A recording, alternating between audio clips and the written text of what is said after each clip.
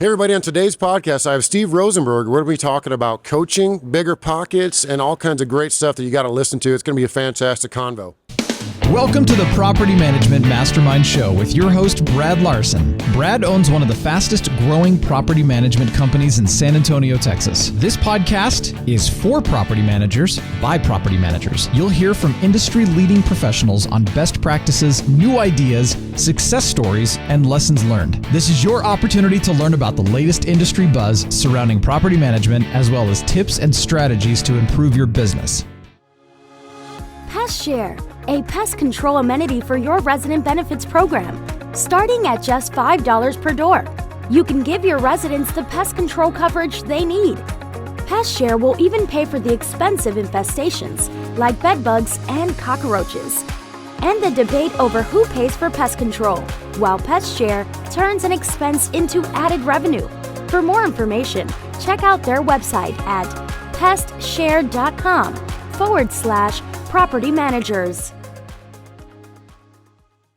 Property Meld is a smart maintenance coordination solution proven to turn maintenance headaches into profitability. Our maintenance coordination hub connects all property management companies' key players in one location, providing maintenance oversight and efficiency to property management maintenance teams. Our solution streamlines communication throughout the coordination process, resulting in the oversight and efficiency property managers need to create a profitable maintenance operation. Property Meld delivers property managers with a positive maintenance experience. Check out more information at propertymeld.com or reach out at info@propertymeld.com.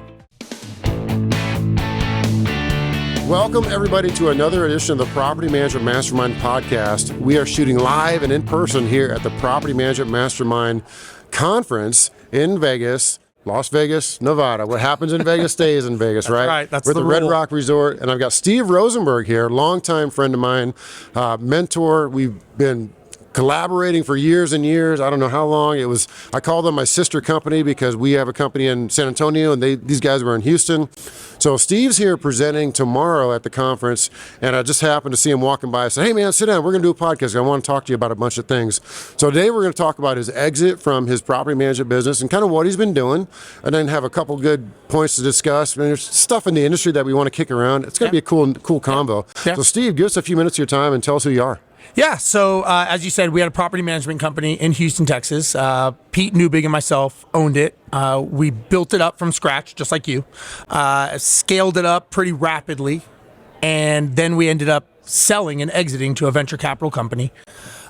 Say the name. Go ahead. So Mind Property Management is There who we you go. sold to. Yeah. And after we sold and exited, both Pete and myself went over as VPs in certain roles for Mind. Mm-hmm. Mine was investor facing, so I was a VP of investor education, which basically meant I was for lack of a better term, I was the face of the investor role for Mind to bigger pockets and to a lot of these investor organizations, because that's kind of where I came from. Yeah. And I did that role for about a year and a half, almost 2 years, left that role, and then evolved into basically what I'm doing now, which is working with businesses, working with real estate investors, coaching them, getting them to maybe where they want to go, really from all the training and learnings that I've done over the last 20 years to be who I am today, helping other people. Yeah, some further background to elaborate with the audience is you're an airline pilot by trade. Yes. And you're probably one of the more established speakers on the circuit because you've been all over the world to speak, especially Australia, New Zealand, and you're great at content creation. You're just really good at just putting it out there on camera and fantastic stuff with that. So tell me more about your airline pilot. Yeah, so I got hired at 25 years old. I used to work with a company called TWA. It's not around anymore. That's right, they're gone. Yeah, they're gone. Then I worked for a company called Continental Airlines and got hired at 25. I was the second youngest person hired. Flew all over the world. I was based in Guam, which is a tiny island in the South Pacific, and came back from Guam to Houston. And about a month after, we had an interesting day in history called 9/11. Mm-hmm. And that was the day that I realized that my safe, secure job was not safe. It was not secure. And I got a furlough notice. And it made me realize how fragile you are as an employee. And what it caused me to do is it took things that I should do and put them into things that I must do, which was survive. And so I started trying to figure out what would I do. I was 29 years old. All I'd ever done as a kid was want to fly airplanes. So I didn't know anything else. I didn't know anything about investing, real estate. I just knew that I wanted to be a pilot. And when I started looking around, unless you can fly a plane, you're really not marketable to anybody. There's no value. Yeah. I couldn't even get a job driving a truck because I didn't have the qualifications. And so it's very humbling when you realize that something that you learned to do your whole life is gone.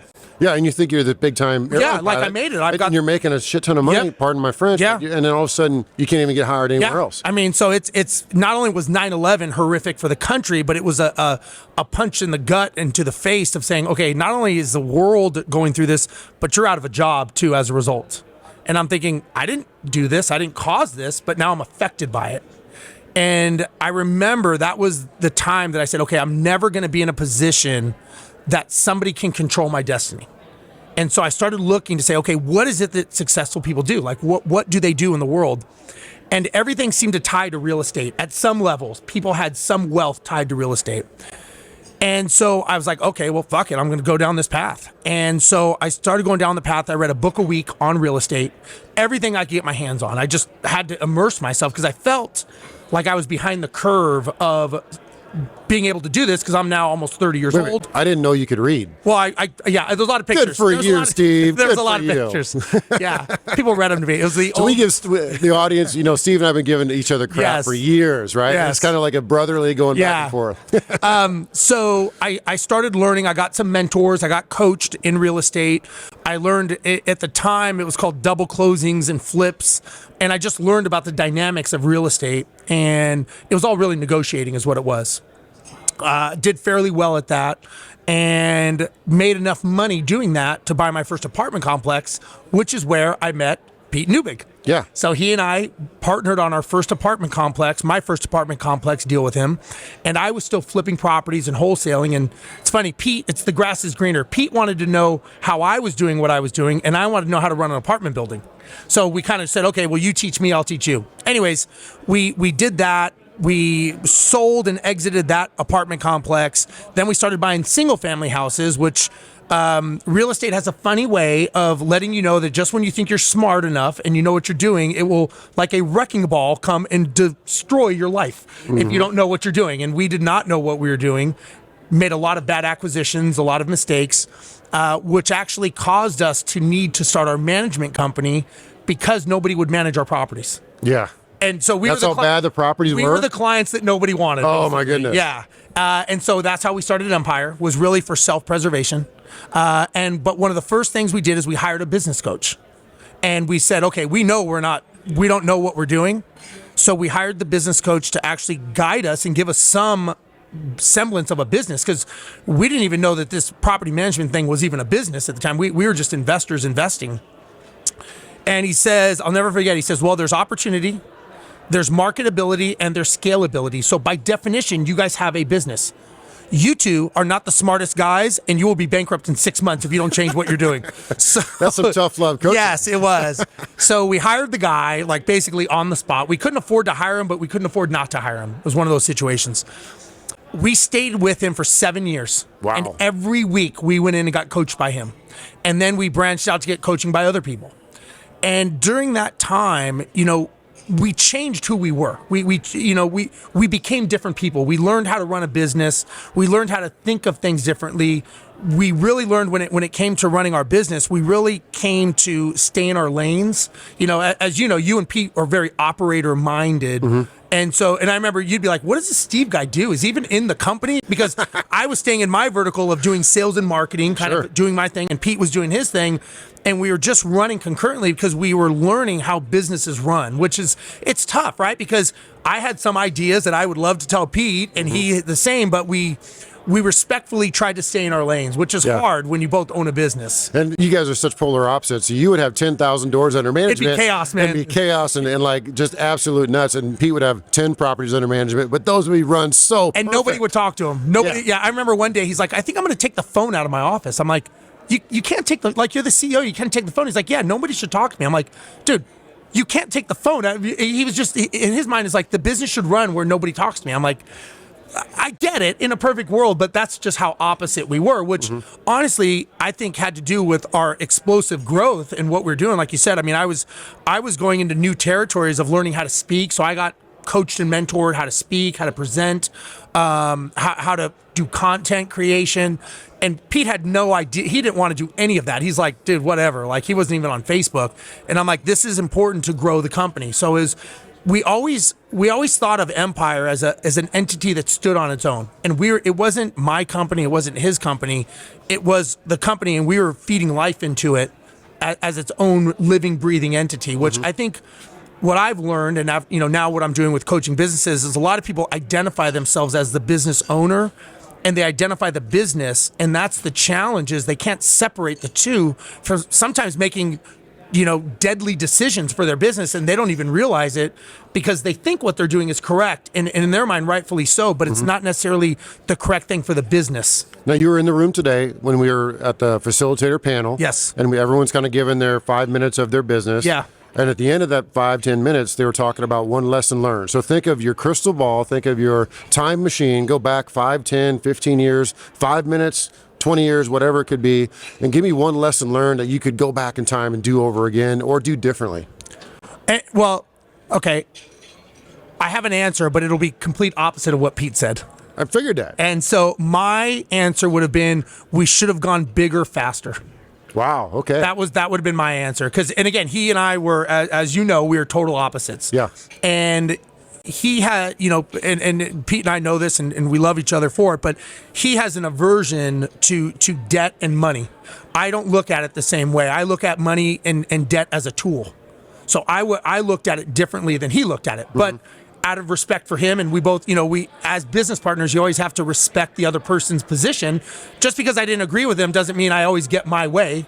So I respected his position on not really wanting to go in debt for the business. But I also think that was a reason that we didn't scale fast enough to get to where we want to go. And I think the way I explained it to Pete towards the end when we were, selling the business and kind of parting as partners, I felt like I was ready to jump Snake River, and he had these foot on the brakes the whole way. And I'm like, dude, we're going to go off the edge, and we're not going, we're going to die. You either got to let me jump and take the company, or we're not going to do it at all. And so he didn't want to do it. And so I agreed, and okay, I'll respect your wishes. But that would have been my answer, is I would have done it bigger, faster, and I'm okay with failing. I don't think he looks at it the same way. Yeah. Well, it was a clean exit because, one, you guys are still friends. Absolutely, yeah. And that's good a big friends. part of it. Very good friends. I always tell people, I use you as an example with Pete because you guys wanted to go in a different direction, and the only real way to exit is just to sell. I mean, you can try a buyout with one or the other, and that just gets weird and messy. Yeah. It's just so much cleaner to sell and be and your non-compete's up, so. Yeah. Pete's doing stuff back in industry, you're doing stuff back in industry. Right. And so it's good to see you kind of circle around and stay around because not a lot of people, understand this industry like you two. Yeah. I mean, you really got a handle on it, and it's translated into other things. Like you're big into now coaching. Yeah. You're getting more involved with that. I want to hear more about that too. Like, talk to me more about what you've done with some of that realm. Yeah. So, once I was doing the thing with Mind, and when I left Mind, I really went I went deep into Bigger Pockets. Yeah. And I started doing a lot. I had a weekly show with them. I was doing a lot of influencing, speaking on their stages, getting to know becoming friends with a lot of the other big influencers in there. I've done a lot of deals, like personal transactions with a lot of these guys. So I've gotten to know them on a friendly level. And what's interesting is I bring a faction that they don't have, which is the business mindset of owning a management company, along with being an airline pilot and all that stuff. But a lot of them started off as investors because they didn't want a job. So they really don't have, not all of them. I mean, there's some very intelligent people and very successful, but a lot of them are, they don't have the structure of the business model per se. The upper level people do, but a lot of the lower people in Bigger Pockets, the ones starting out, there's 2.3 million people on their site. Yeah, what a resource. I mean, we should give huge. just to kind of give you what I understand about Bigger Pockets, and I'll probably leave a few things out of it. Is it's a fantastic resource. They have great podcasts. They have a great website. Yeah. And it's actually really effective way to get leads. Absolutely. As a property management company. 100%. And now they have an agent referral program. Yep. So both of those are fantastic resources for property managers to get and grow and learn about the business. And for example, we just quoted their podcast recently. They had episode 604, which was a synopsis of the real estate market and what's going on in the world. And they brought in a fantastic guest. I mean, just a kick-butt guest and just spouting off fantastic numbers. And that's the resources they bring to the table. And I think it's really neat that you got in with them. Yeah. So tell us more. Yeah. So, they really are the 800-pound gorilla of real estate. And to ignore them, I think I don't, if you're a property management company owner or you're in the property management industry and you're ignoring them, it's like saying, I'm going to shop, but I'm never going to use Amazon. Well, think of this. They could shift the market. Absolutely. If all of a sudden they said being bald is cool. Well, it is, first of all, but it yeah, is, of course. But what if they said, something like that? Like, hey, everybody should go out and buy strip centers. Absolutely. Or multifamily. Or you should buy apartment complexes or I'm saying trailer parks, or go invest in dealerships. Well, yeah, well, they could turn a market. And just to give you, and I talk about this, at my speaking event, but just to give the listeners some data, they have 2.3 million people on their site, right? Wow. They have 57,000 companies that are involved with them. Wow. They have thousands of free forums, right? They have 670,000 subscribers on YouTube, 250,000 on Facebook, and almost 400,000 on Instagram. They want to get a message out there. It's very easy. It's like Coca-Cola introducing a new flavor. And so like 4 or 5 different podcasts. Yeah, they've got the Real Estate Rookie. They've got Multifamily. They've got, obviously the Bigger Pockets podcast. And there's a business one I think is really good. Yeah, Scott too. Trench, yeah. So they are a definite mover on the needle. So if you can get in, I know a lot of property management companies, they, in general, people think like, oh, they're really not a player in that world. I'm like, that's a blue ocean. Mm-hmm. If you can get in there and you can be an educator, which I'm going to talk about tomorrow, if you can get in with them, it's a blue ocean because as property management companies, you're coming in with a mindset that they don't have, and they don't have that information. And so it's almost like you're a specialist in that field. Now, you may not sway them, but when you get in there and you are an educator and you're commenting and you're giving, we used it. The reason I became an influencer with them is when you start talking to them, they kind of look back and say, okay, well, are you even a patron of Bigger Pockets? Like, do you even comment? Or like, who are you? And so they saw that for several years I was involved in commenting with Bigger Pockets, and they're like, okay, you do believe in our mission and what we're doing. So that's what started the conversation. I even did I did a whole coaching session with the gentleman. I'll talk about it tomorrow. That he won a contest, and he was a military guy, naval aviator, and I helped him buy his first out-of-state property, and we did it. We bought it in another city, and I'll give some data tomorrow. But we did it all while he was in lockdown in Camp Lejeune because of COVID. And we bought it, we rehabbed it, he got it rented, and he never once saw it because he got deployed. And now he owns 23 properties. Wow. And he's just using the model that I taught him. And he's like, I'm just doing what you taught me. It's copy, paste, repeat. So I'm like, okay, why, as a property management owner, why couldn't I go and teach my clients to do this and buy 23 properties sight unseen and run it like a true business? That's the client you want, right? So they do exist out there. Now, how they buy it, whether they do the Burr method, they may have to do it unconventionally, but at the end of the day, somebody has to manage that asset. And so what I try to teach, and I work with property management companies, coaching them, I'm like, you've got to look at the end result. Don't get caught up in how they're making the hamburger. It's the result of the hamburger, and it's what you can offer at the end as a team. I think, not to go off on a tangent here, but I think one of the challenges with property management companies, and I've seen this from the Bigger Pockets side as an influencer and as a property management company, is it's very adversarial with a lot of these guys. Like they want to show them what they're doing is wrong, as opposed to being a partner with them and help being on their team, kind of sitting on the same side of the table. Instead, they want to show them how smart they are and how they're doing the wrong things. And I don't think that's the right way to either get a client or keep a client. And again, your job as a property management company it's a very vertical specific. And if you can go in there with the mindset of how can we help you grow your portfolio and how can I be a team to be leveraged, I am a big believer, and even, Brandon Turner and David, a lot of these guys, and I know we talked about the book he wrote, but, they're big advocates of leveraging property management companies. And, so the misconception of bigger pockets always wanting to self-manage, I don't agree with that, because that's something I want to bring up, because I don't think that's true either. I think that they do want to leverage it. They understand that it's better to pay somebody $5 an hour so they can go out and make $5,000 an hour. Absolutely. And I think they get that. And your perception of that is true, because I want to bring it up because a lot of people think bigger pockets is all about PM haters. Right. They hate on PM companies. They all suck, blah, blah, blah, blah, blah. Even Brandon's book comes across a little like that. Yeah. And then we talked about it pre-show, and he wrote a book about how to do property management, and he kind of opens it up with all property managers are less than great. And here's how you can create your own company to be less than greater than them. And I'm poking fun. It was a good book. It's a good outline. Yeah. But if you don't understand it, there's literally 1,000 things that he tells you to do to run a property management company. Why would you waste your time to do that? Absolutely. Unless you want to scale it to 500, 1,000, 10,000 homes. Right. If you want to manage 20 of your own homes, why would you ever go through that headache? Yeah. Just hire somebody and pay for that resource, because your appreciation will far outweigh any of your savings, quote, in management fees. Yeah, and it's funny because I work with a lot of investors and some larger institutional investors that are buying stuff, and sometimes they'll get this wild idea like, hey, I think I'm gonna start a management company. I'm like, okay, great, well, explain that to me. And so they explain their vision of how that works, and I'm like, okay, what's the goal?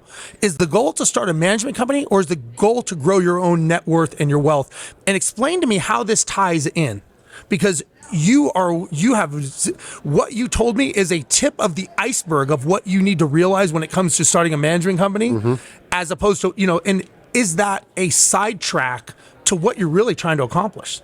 So, when I coach people, and this is what I was taught, whenever you have an idea, great, explain to me, link this up as to how this gets me to your goal. And if this is a side diversion because you hired a shitty property management company, just because you ate bad Chinese food doesn't mean you start your own Chinese food restaurant. Yep. You maybe go to a different Chinese food restaurant. Great analogy. So a lot of times people think like, this property management company is shitty. And so my question to them is, well, what kind of interview process did you have with the management company? What kind of expectations did you ask of them? Or did you just go because they were the cheapest and you got exactly, what you deserved? And so they're like, huh. And I go, well, doesn't it make sense when you put a tenant in your property, you do a background check on the tenant, you screen the tenant, and there's a process for that. Why would you not have a process for someone that you want to have on your team as part of your leverageable assets, meaning the management company? You're lazy. You're lazy. Yeah. You went with the cheap route. And we all know cheaper is not cheaper, right? The 99-cent hot dog in 7-Eleven is not the same as going to, a steakhouse. Resident Interface is a comprehensive delinquency management solution for property management companies that serve rental properties with over 500 units located in Florida, Georgia, Maryland, and Texas. Resident Interface offers property owners and managers a financially transformative end-to-end delinquency management experience. We're a single contact responsible for the entire process from late payment to eviction management and final debt collection. And we help increase net operating income through technological innovation, operational transparency, and respectful recovery procedures. Learn more today at residentinterface.com. Now, how does a property manager, air quote, win on bigger pockets? Now, a couple of my ideas, and you can elaborate, is you go in there and actually add value. So you could set up a forum for your market property management, your market investments, and somebody goes in there and says, hey, I'm looking for a real estate attorney in your market. And again, your market. You go in there and say, hey, reference this attorney. We think he's pretty good. Yep. And as long as your auto signature is filled out with all of your honest intent, here's our website, I'm a property manager, I'm a real estate agent or whatever. Just by commenting like that, helping someone 100% will create those dialogues. Hey, I saw that you are a property management company. We're interested in buying a couple of properties and we want you to manage them. Let's talk. And they'll message you. Yeah. They'll friend you on there. Absolutely. And that's how you start that. You're not trying to go in there and poach. Hey, we'll do your management company fees for free. Right. All that silliness. And how does somebody win in bigger pockets? Well, exactly what you said. It's winning through education. So when you're talking about them, when you're educating, it's about them. When you're selling, it's about you. right? So never go in there to sell. And if you go in there to sell, they're going to shut you down. That's right. That's right. And if you say, hey, message me, they've obviously got words that alert them.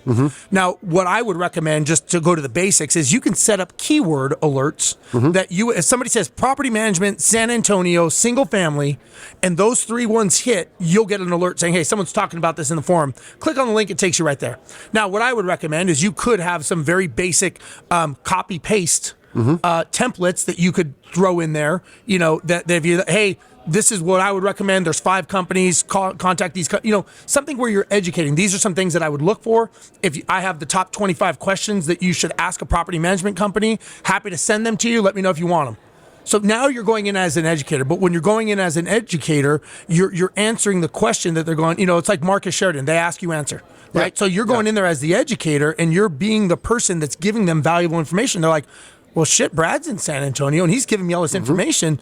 Maybe I should just talk to him. It's not too elaborate. You don't have to go in there and write 400 pages of articles. No. You can make one comment a day. Absolutely. And absolutely. That can get you business just by sheer backhanded, they come find you. Yeah, so that's the first way to do it. The other way is, again, trying to just help people. So you do it by knowledge information, right? You as a property management company owner in San Antonio, you have very specific area, geographical knowledge that you're an expert in. People want to hear that information. So if they say, hey, I'm thinking of buying a house in this area, well, and so I'll give you an example. When we were in Houston, people would ask that question, and I would come back and say, well, we manage, 70 houses in this area. If you want, I can tell you what's good and bad and where you should and shouldn't purchase, just if you want some advice. So now you're just giving, but what are you doing? They're going 60, 70 houses. Yeah, we manage 1,000 houses. Now, you're just giving them feedback, but you're giving yourself confirmation bias and you're giving them the value of they're saying, okay, this person obviously knows what they're doing. Like, I'll give you an example. One thing that I used to say is we'd get I had out-of-state investing, Houston, Texas. So all of a sudden you get people out of state. Yep. And these are in forums. So all these forums are categorized. So whenever someone did that, I would say, we have 50 to 60% of our clients do not live in Houston, in Texas, or in the country. So if you want some things to look for, I'm happy to give you some key pointers as to what you should and shouldn't do in Houston. All of a sudden, what am I doing? I'm the expert. I'm giving them valuable information, but they're also going, well, shit, this guy is 50, 60% of his clients aren't even here. He must know how to deal with it. Yeah. And that, honestly, I still get people, and that was 4 years ago. I still get people that will reach out and say, hey, I saw on your forum you do this or you do that. So it's evergreen. That's the nice thing is it doesn't go away. It's not time stamped and it gets washed away. When someone does a search, out of state investing, Houston, Texas, my thread comes up. So you're rebanking on that all the time just by being the educator. Like you said, doing one answer a day. That's all you got to do. I want to hear what you got cooking now and where you plan on taking that. Yeah. So it's funny. I look at life as chapters. Okay. When we were in high school, that was a chapter. When you were in the military, that was a chapter, right? So we all have chapters, our 20s, our 30s, almost my 40s. Those are chapters. Chapters end, chapters begin and chapters end. Okay. And so us owning Empire to me was a chapter. Now, I don't think that a chapter has to be bad to end it. Like Empire was running great. It was doing great. But I thought for me, it was time to end that chapter. Sometimes we carry things over from a prior chapter. Some things good, some things bad, right? Bad baggage, bad issues, bad relationships, and a lot of good things. So I've got all these chapters from 9/11, right? After 9/11 to learning all this stuff about real estate. I mean, all the problems, all the mistakes, everything that I did, and a lot of successes and a lot of wins, learning how to build a business, being coached and mentored by some amazing people that I've gotten to, break bread with and talk to and really learn from. And the next chapter of my life, I kind of think, what do I want to do? Like, what's the value? And so, look, I still am an airline pilot. I fly Boeing 777 aircraft. I fly all over the world, but I love doing it. It's like, I really enjoy being a pilot. I don't think I'll ever quit because it's just something I like to do. The nice thing is I don't need to do it. Like financially, I don't need to be a pilot. I like being a pilot. What I decided to do after we sold mine is I thought, okay, what's the next chapter? And I thought, okay, the next chapter of my life is trying to help people avoid some of these mistakes. Now, I don't think you can avoid all failures, and I don't think you should avoid all failures. I think people have to get knocked down and punched in the face every now and then to feel the victory. But I do think there can be some guidance in there to help accelerate their success. And I just thought, okay, maybe this chapter of my life, and I don't know if it's a 1 year, 10 year, 20 year, but this chapter is helping people, whether you're an investor, whether you're a business owner, understand how to actually have the life that you want. Because, when we sold Empire, you almost get to the point, it's very anticlimactic, right? You think like, oh, I sold this company. Like I'm breaking into this new club. Everyone's going to pat me on the back. It was still freaking Monday. Still had to take the trash out. Like nothing changed. Nothing in my life. More zeros in the bank. But other than that, nothing changed. You're like, okay, this isn't exactly what I thought it would be. And all of a sudden you realize that the happiness that you think you're going to have because you've done something, it's like people that go to the astronauts that go to the moon or Olympic athletes that win a gold medal, they have the highest rate of depression because you're not going back to the moon and you're probably not going to win another gold medal. So you sell a business and you're like, what am I going to do? So I started telling myself, okay, I want to help business owners, but I do it from a different perspective in the sense that we'll say a three-pronged. The one prong is having a successful model that we built, scaled, and exited. So I've kind of gone through all those iterations of building a business. The other part is being an airline pilot for the last 25 years. I'm trained as pretty much an expert in systems, checklist, standardization, dealing with emergencies, all the things that the way an airline runs, that's how businesses run. And if you look at, I don't know how much time you have, I got a great analogy of how a business runs with the airline, if you want to hear it, but it's one of those things that if you look at an airline that I've been an integral part of for 30 years, you look at that and go, okay, how do I make my business run that way? And then the last part of it is the real estate side. You use the money from the real estate. A business will make you rich. Real estate will make you wealthy, and that'll transcend to generational wealth. So it's kind of a three-part process. And so a lot of people don't understand, how do you get from here to here? Because a lot of people probably watching the show, maybe they left a job because they wanted freedom, right? And maybe they were running from a life that they didn't want anymore. But the problem is the life that they didn't want is exactly what they're running back to because they don't know what they're running to. And so I tell people, I used to think it was the freedom. That's what I used to think. People want freedom. But you could sell all your shit tomorrow, go live on the beach, and you'll have all the freedom you want, but you may not like the memories that freedom creates. At the end of the day, we're not buying freedom, we're buying memories. You going golfing, going hunting, those are memories that you take with you. Freedom, you could have that, right? But you may not like the life that you live. True. So what we're really buying as humans, we're buying memories. Maybe it's dinner in Greece, maybe it's, Rolling Stone concert, things that we may not have a memory to do again. So I tell people, buy memories, don't buy the freedom. And so that's what I teach people how to do and how to make the business give that to you. Tell me more about that. Is it like a coaching service? Or what is it? Yeah. So I do coaching programs for business owners. So okay. I get involved. I hate to say it, I get in their shit with their business and rip their business apart and rebuild it with the systemization, the automation and procedures of how a business should run. So every business in general has anywhere between 8 to 11 systems. Property management has about 19. But if you were to take each of those systems and break them down and rebuild them with systemization, automation, and outsourcing, you can make this business truly run without you. Because as we know, if you have to be there every day, you don't own a business, you own a job. So you focus on a certain industry, or what are you looking at? I coach all businesses because I've learned by being coached, all businesses run under the same chassis. So you understand property management really well. Really well. What other industry has just caught your attention? Well, I'm doing a lot of business with roofing and solar. Okay. Yeah, so I've been speaking at very large conferences. I'm working with fencing companies, a lot of the trades. Yeah. Okay. And I've noticed that a lot of the trade industries, they're great at making revenue, but they have no idea under the hood, the admin, the systemization of their business. They don't know how to do it. Then they don't know how to scale. How do you take your business and go to another city and duplicate your model? Or do you have a training? Right? Is there a training model to bring on a new person so that your company is systems dependent, not people dependent? Yeah. The people enhance the system, but the system stands on its own. I think it's neat because you have a really deep understanding of property management, obviously. Absolutely. And then you're seeing the other industries, and you can relate to both and actually kind of describe and say, okay, in the roofing industry, for example, I know you do all kinds. Yeah.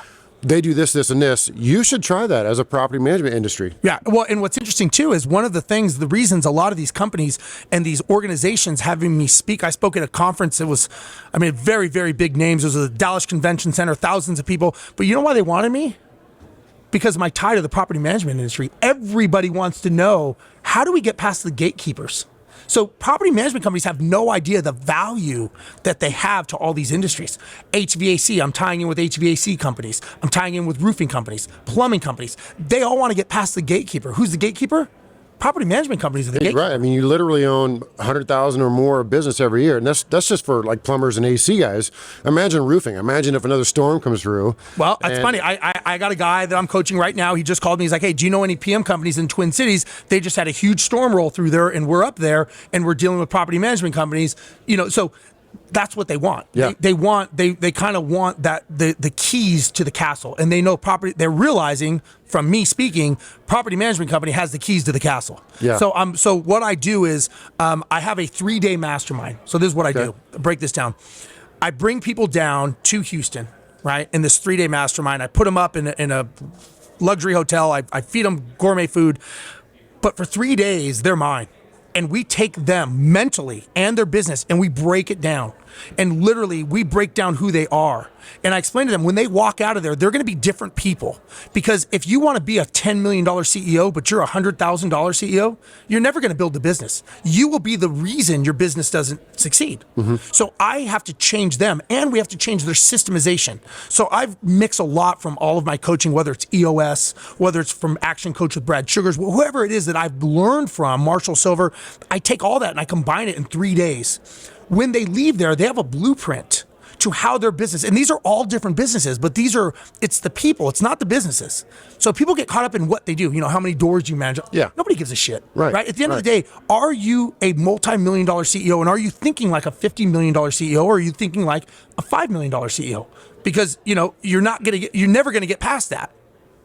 What I do after that, and this is the nice part for them, is I give them 1 year of unlimited, unconditional access to me. Text, email, calls, they get me for a year. Or until they tell me they've gotten double their investment back from me. Minimum of a year. If it takes them 2 years, they've got me. They call me, they text me. Sometimes I tell them, I go, look, if you need to vent, don't vent to your wife, call me.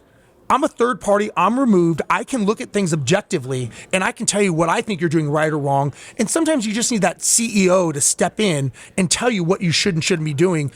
And I'm here for you. I answer your calls, I text. So the fact that I give them the blueprint after 3 days, and I bring in some very, very high level speakers that I pay to come in to help them.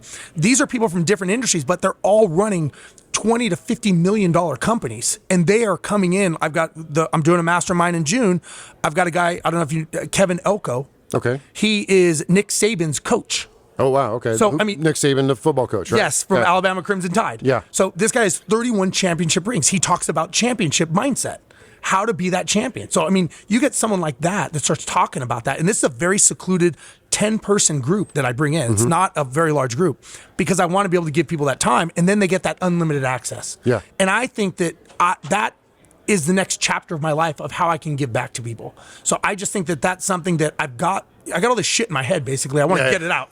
And so that's a way that I can give back. And then, once they get their business running, then I say, okay, let's look at buying some real estate assets now. Let me help you, whether it's a fund with Brandon Turner or a self-storage facility, whatever that is, whatever matches your goals, but have a plan so that you can exit and create some generational wealth for your kids, for your name, for your legacy. Don't just let the business die right there. That's like the 90-yard line. Like you're not done yet. So that's what I've been helping people with. How do people learn more about that? Well, they can just reach out to me. They can go to my website, steverozenberg.com. Okay. They can, I'm very accessible on all social media channels. Sure. But it's just that, I want to make sure that they are a fit. So we just have a conversation. And sometimes it's not the mastermind. Sometimes maybe it's just one-on-one coaching. Maybe it's, what I've created a lot of high value educational content on some platforms that I've filmed education on so they can learn from that. So I really give people a wide array from the beginning entrepreneur to someone who's running, again, a $50 million. I've got a client, he's a $50 million client. Wow. And he's like, man, I need you. He's like, I need your mindset because it's not, the business is fine, but he's not going to get to that next level. Yeah. It's like Michael Jordan needed a coach. Of course. Not because the guy was better. Tim Grover wasn't a better player, but he taught him different things. And so that's what I do. Love it. Well, I think everybody should try to reach out to you, at least check out your website. Look forward to your presentation tomorrow here. Yeah. That's why I brought you in, because I knew you're going to be fantastic. Yeah. Thanks for the conversation today, and we'll see you tomorrow. Yeah, look forward to it. Thank you very much, and see you guys all then. Thank you. All right. If you are looking to enhance your tenant's moving experience, cut down on phone calls or emails to you or your staff regarding utilities, then you must connect yourself, your team, and your tenants with Citizen Home Solutions. Citizen Home Solutions takes the hassle of utilities off your hands and your tenants. Best of all, we do it for free. Build us into your tenant benefit package. Oh, and start benefiting from our revenue share program. Yes, we pay you a quarterly commission on specific services your tenant opts into. Want to know more? Give us a call today at 877-528-3824 or visit pmcpartner.com. This has been a podcast episode by PropertyManagementProductions.com. Be sure to subscribe to our podcast, leave us feedback, and come back for our next episode.